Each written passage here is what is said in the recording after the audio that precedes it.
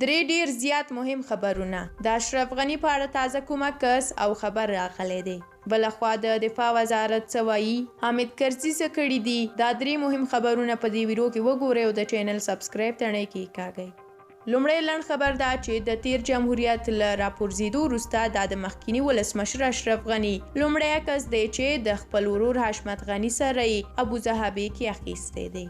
دوهم به درته دا ووایم چې دفاع وزارت وایي سلګونه لوی او کوچني له کاره لوېدلي او ژوبل موټرونه یې بیرته ترمیم کړي او ګټه اخیستنې ته یې چمتو کړي دي. دفاع وزارت وایي ټول ټال یې 1290 لوی او کوچني نظامي موټر ترمیم کړي دي چې امنیتي ادارې ترې ګټه اخیستلی شي.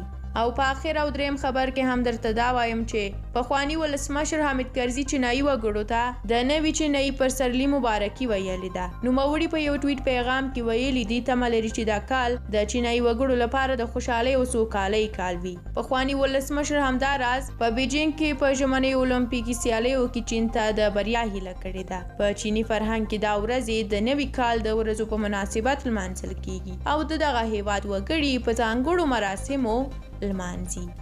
ستاسو له ملتیا ډېره زیاته مننه. د لا تازه خبرونو لپاره د سوله افغان یوټیوب چینل سبسکرایب کړئ. تر بلې ویډیو مو د خدای په امان ښه وخت ولرئ.